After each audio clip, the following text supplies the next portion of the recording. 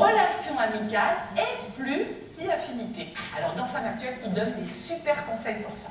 Ils disent que quand vous avez un premier rendez-vous un peu glamour, il faut plier un peu les bras comme ça pour les rides des coudes. Relever légèrement les mains pour atténuer les veines. Vous pliez un tout petit peu les genoux aussi pour les rides des genoux. Rentrez le ventre, relevez la tête et sourire, sourire, sourire. Et en restant naturel. Hein.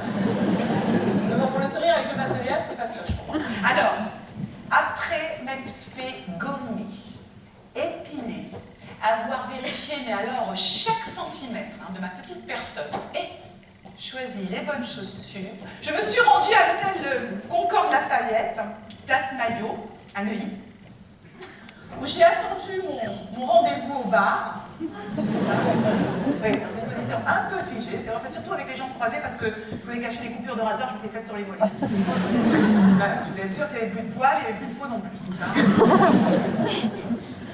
Et à 19h, j'ai vu arriver un tout petit monsieur, tout maigre. Mais bon, il était loin. Hein. Il s'est rapproché et il est resté petit. Alors là, il s'est incliné, alors du coup, il était très très bas, évidemment. Et il m'a dit « Bonjour, je m'appelle Paul Toussard ». Oui, il était très bas, mais il avait une voix très haute, comme ça. Vous devez être Angélica, c'est un très joli prénom, il vous va comme un gant. Je suis désolée, Angélica, je suis en retard, mais j'ai dû passer à la tirette retirer des espèces. À la tirette, je crois que ça fait 20 ans que je n'avais pas entendu ce mot-là. Et alors là, le sportif professionnel d'au moins 70 ans est monté comme il a pu sur le tabouret à côté du mien et on s'est retrouvés très très près.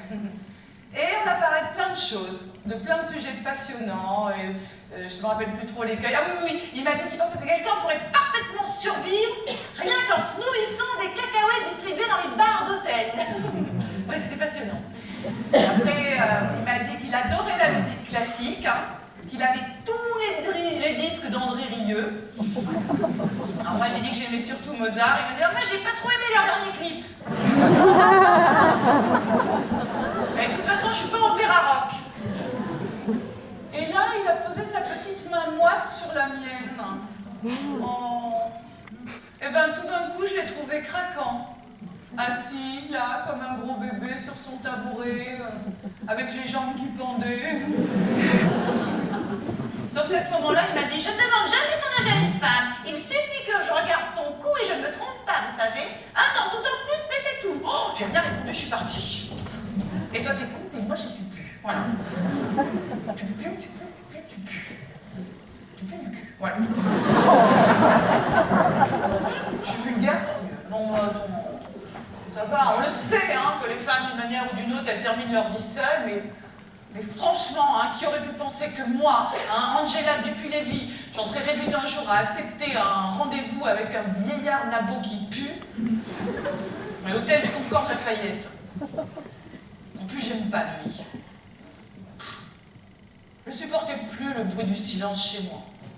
Il y avait tellement plus de bruit que quand les radiateurs faisaient des gargouillis, ça me faisait sursauter. J'avais plus de rôle dans la vie. Je savais plus où était ma place. Tous les soirs, XXL et moi, on se disait qu'on allait entendre le bruit d'une clé dans la serrure. Et tous les soirs, comme ça venait jamais, à un moment donné, je me mettais à pleurer et je pouvais plus m'arrêter. Alors je pleurais tout le temps. Je pleurais en faisant cuire des pommes de terre. Du coup, après, j'ai rajouté des oignons pour me donner une contenance. Je pleurais en promenant XXL. Je pleurais en achetant un bouti au bar tabac du coin. Même le jour, j'ai pleuré en regardant un épisode de Desperate Housewives. Mais c'était en VO, il n'y avait pas de sous-titres. Non, mais le pire, c'est que tout le monde s'en foutait que je pleure. Alors j'ai appelé ma copine Charline et elle m'a dit qu'il fallait que je me concentre sur les côtés positifs. J'ai dit, mais quel côté positif? Où des côtés positifs? Elle m'a dit, attends, on va trouver.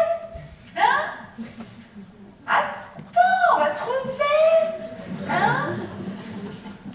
Attends, on va trouver. La lunette des toilettes, elle est toujours abaissée maintenant. Et Et puis, quand tu regardes la télé, c'est toi, le chef de la télécommande. Et puis tu vas, tu viens, tu fais ce que tu veux sans avoir de compte à rendre à personne.